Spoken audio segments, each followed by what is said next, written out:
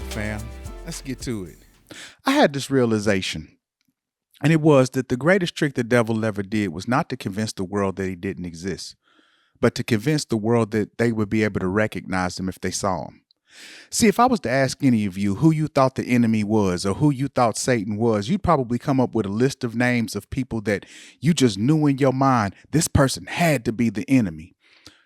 But the Bible says that Satan masquerades himself as an angel of light.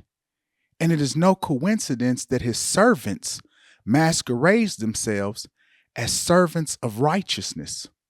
So the person that you think is evil because of how you feel about him generally isn't the most destructive enemy. It's the person you least expect because they look like angels of light and angels of righteousness. My mother once said to me when I was younger, Corey, never make up in your mind who you think the enemy is, because it'll be that person that you least expect that'll get you every time. Now, what does she mean about this? She said, if you become so focused on thinking that it's that person over there that's going to be the one to get you, that person over there is the one, those people, them over there, that particular group, if you get so hyper focused on believing that that's the person who's going to get you, it'll be the person standing right next to you that'll be the ones that'll take advantage of you every time.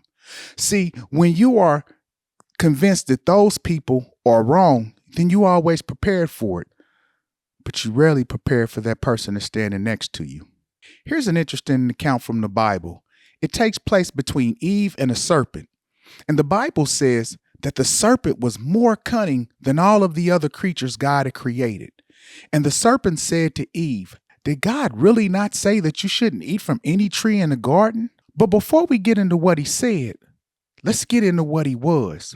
See, it was something about a snake coming up on Eve that made her feel comfortable. Now, I'm going to be honest with you. If this story was me, I hate snakes with a passion. I don't care if they little cute snakes. I don't care if they big old huge. I hate snakes. So the story would have been over real quick before it got started. However, for Eve, there was something alluring about it. There was something that was comfortable and inviting about the presence of this snake. There was something that made Eve feel like there was nothing threatening about this particular snake. So when the snake came to Eve and the snake started talking to Eve and started telling Eve these things, Eve was drawn in by the presence of this snake. Nothing at all about this encounter seemed to present to her, don't do it. Nothing about this whole encounter seemed dangerous. The enemy didn't appear as something that was getting ready to create immediate harm. That's why the real enemy is so dangerous, because it always comes in subtly. See, a real enemy does everything that he can to get you to make decisions you ought not make. Now, what do I mean by this? The purpose of the enemy is to come in and present harm in such a way that you never actually see it as harm. You never see that this decision that you're getting ready to make as being something that is getting ready to cause harm or to destroy you. You see it as something that is enticing, something that is pleasing, something that will bring you pleasure or to bring you a reward or some form of satisfaction. The enemy always gets you to consider doing things that you know for a fact you shouldn't do or somebody told you it was wrong. And the more you sit around contemplating these things, the more you sit around giving thought to these things, the harder and harder it becomes to resist it. He presents disobedience as enlightenment or fulfillment, not as disobedience. This thing right here, if you do it, if you touch it, if you say it, it will bring you such fulfillment and gratification. Just go ahead and try it. You'll see, once you experience, you'll realize how good this thing is. That's the allure of the enemy. And the longer you hold on to this, the less and less of an opportunity you have to be able to resist it. True story. The moment of me preparing for this video, I had a thought come up that I wanted an apple fritter. Now, a particular place's apple fritter makes the best apple fritters I've ever had. Well, I shouldn't say ever had, but they make the best apple fritters in the environment in the area that I'm in. But every time, for the last few times that I've eaten them, they made my stomach hurt real bad. And I'm sitting here trying to make justification for why, you know what, it's okay. If I just eat this apple fritter, if I just get this, maybe it was a bad batch, maybe it's this. But I knew I shouldn't have ate that apple fritter. I could have just went around the corner and went to a place to serve it would have been less enjoyable, but it would have been an apple fritter that I known that I could have eaten without it being a problem.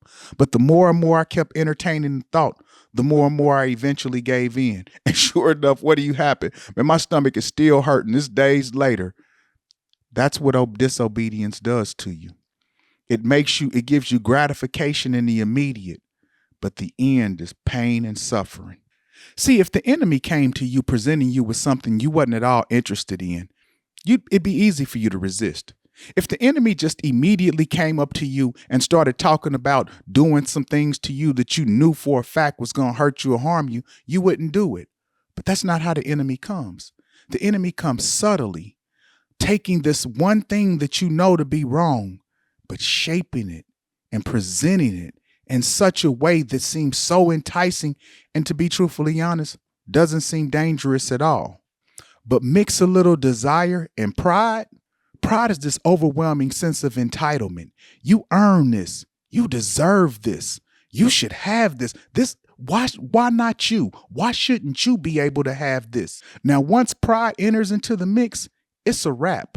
Now, there's a reason that there's a statement that said pride comes before the fall.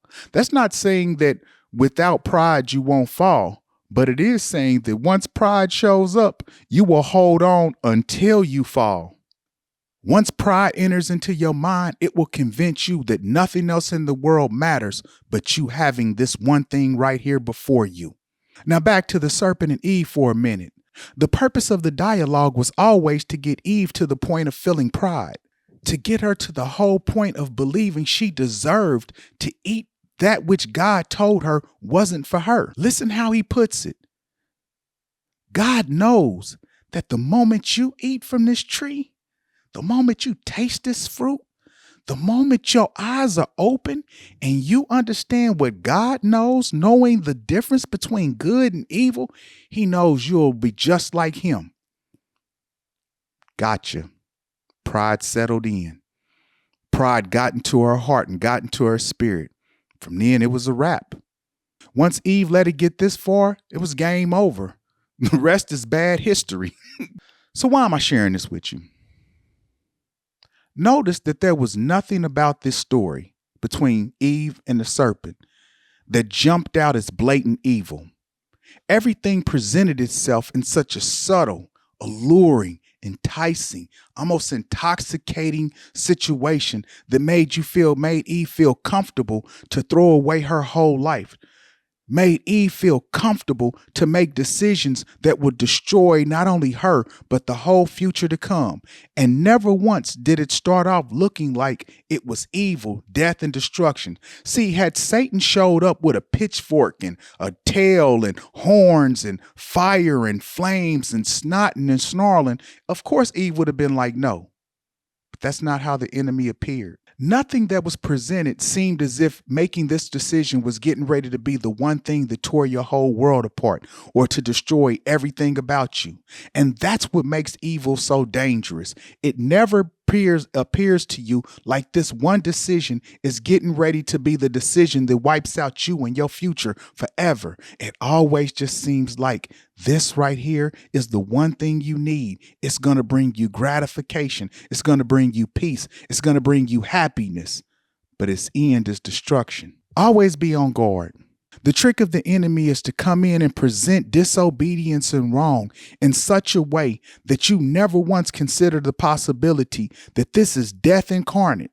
This decision right here is the decision that's getting ready to take away everything from you. You never once see this as being the most destructive thing to happen in your life.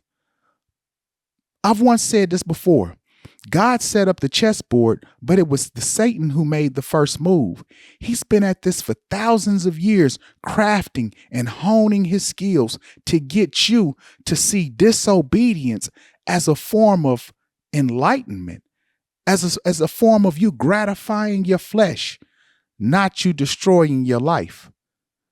Be on guard and be mindful, for the enemy roars around like a roaring lion, seeing who he can destroy. And he doesn't come looking evil and looking mean. He comes looking like an angel of light, disguised to just offer you this fruit. Just eat it. Taste and see for yourself. And you'll be just like God. No, you won't. You'll be dead. And so will your future. All right, y'all. That's my 2 cents on the 2-piece. Y'all be blessed. Now you're